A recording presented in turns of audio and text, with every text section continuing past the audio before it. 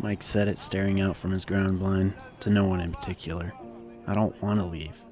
I don't want this to end. Doctors had given Mike just a few months to live. Perhaps not even that. Advanced skin cancer to blame.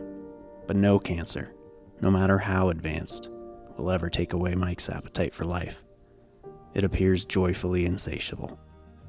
Same goes for his excitement towards chasing ducks and geese.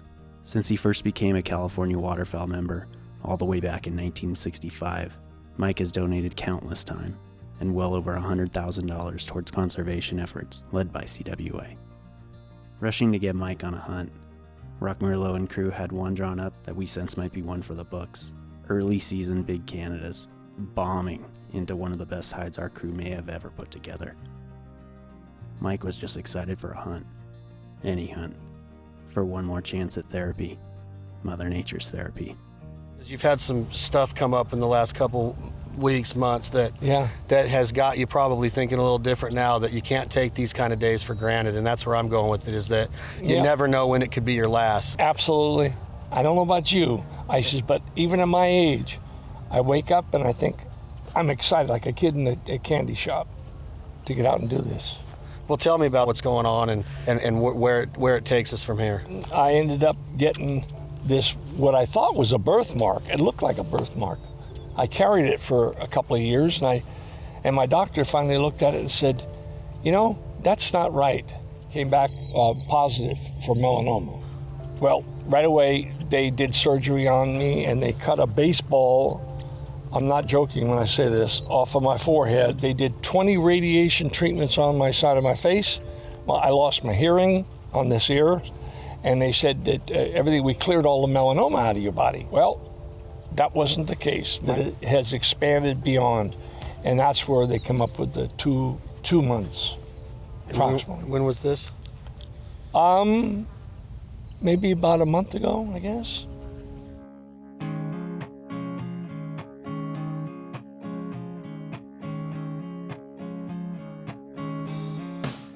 You're in a tough place, moving day to day, where nothing stays the same for any length of time. And you are so strong, but I know the days get so long. How many bands do you think you have total? Do you know? Oh God, I have harvested everything from an Aleutian throughout, all banded, everything. Welcome to the big world. Welcome to your age,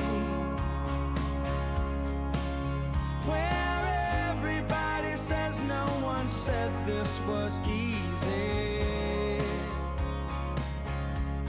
And baby, it's a big world, a revolution every day.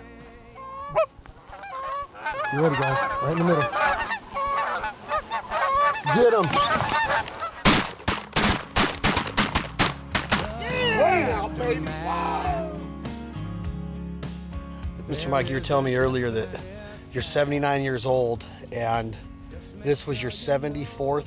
This is the start of your 74th or 75th waterfowl season. You started when you're about 5 years old. 74th. 74th. Yeah. Welcome to your age, where everybody says no one said this was easy.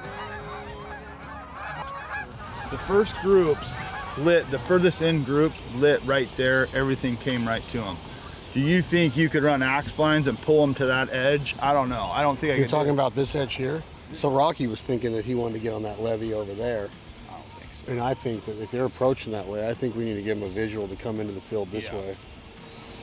I mean, everything wanted to come right here. Fuse flocks came back around, come in like so. Let's do a visual once they leave. How far are they away from us, Rocky?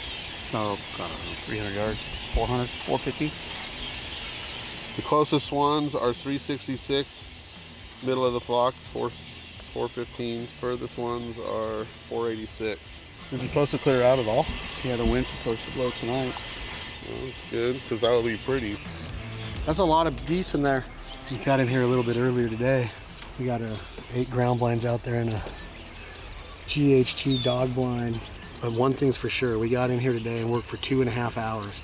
And the rice straw just provided the ultimate hide, ultimate just concealment for those ground blinds. That's going to be my blind on the far side. Dog blind will go next to it. We'll go down this way. The only thing that we really need to conceal is the lids. Yeah.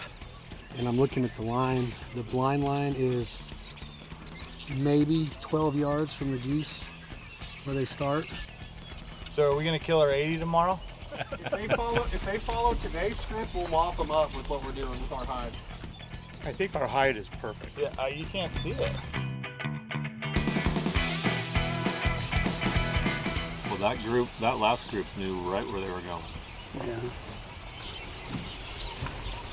There's a solid 200 down right now. Oh yeah. There's over 300 in there right now. You think 300? Yeah. Okay. So we're gonna put out about 12 dozen maybe tomorrow, just because there's a lot of geese in the area. There's gonna be some competition around, so just give them a little bit extra comfort feeling. They're right on top of them right now. Tomorrow can't come soon enough.